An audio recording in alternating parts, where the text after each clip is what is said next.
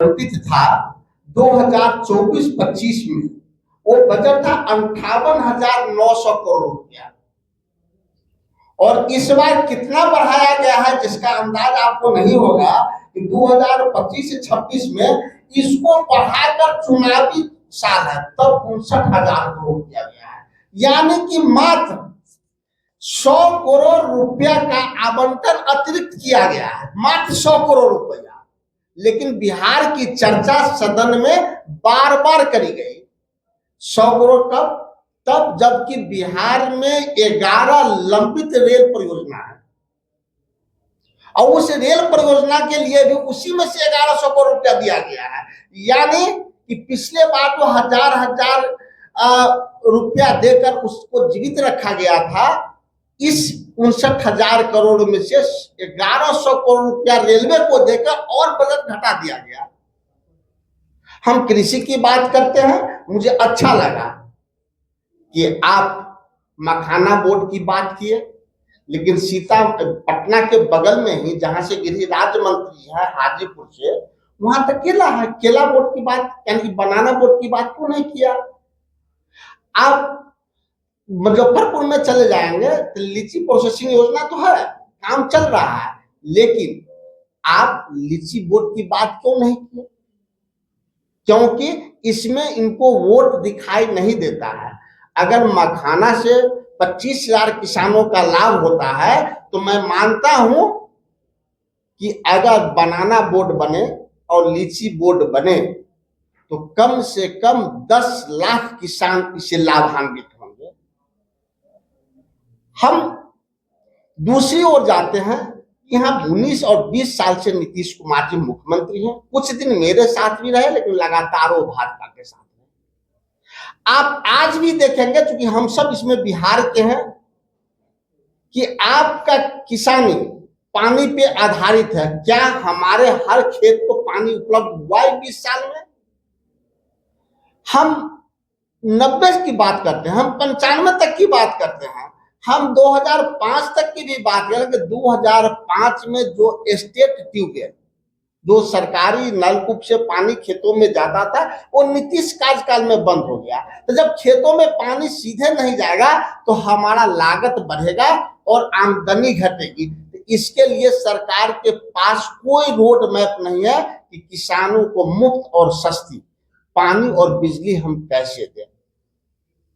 हम इन विषयों पे आपके लिए आपको यहाँ बुलाए हैं।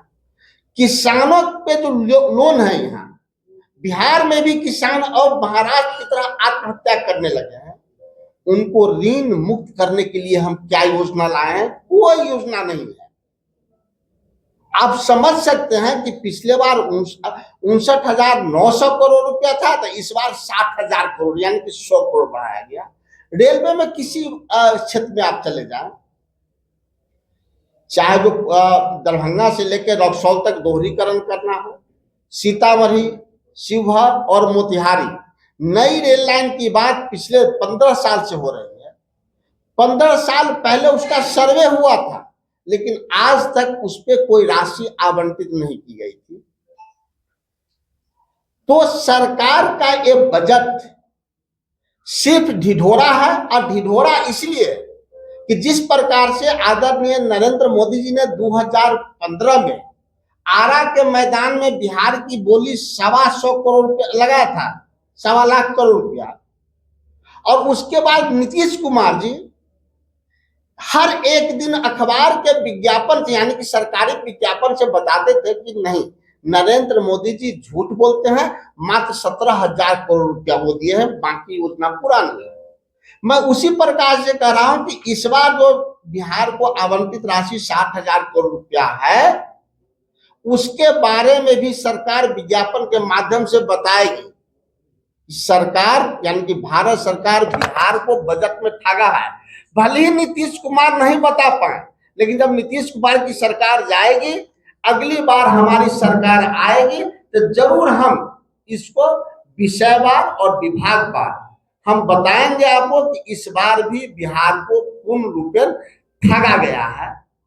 और इस पे भारतीय जनता पार्टी के नेताओं को आके जवाब देना चाहिए कि क्या 2024-25 और 25-26 में 100 करोड़ रुपया बढ़ाकर क्या बिहार की वो बेइज्जती किए हैं या अपमानित किए हैं? हमारी आबादी बढ़ रही है, हमारा वोटर बढ़ रहा है। लोकसभा और विधानसभा के चुनाव में आपने महाराष्ट्र में देखा कि 70 लाख वोटर बढ़ गया और रुपया कितना बढ़ रहा है? तो 100 करोड़ रुपया मात्र। इन्हीं विषयों पे आपको हम आमंत्रित किए थे, कई विषयों पर हमारे साथ और भी कई जो उनका डेवलपमेंट आप देखिए, हरियाणा का डेवलपमेंट आप देखिए, वहाँ किस गति से वहाँ पे प्रगति हो रही है।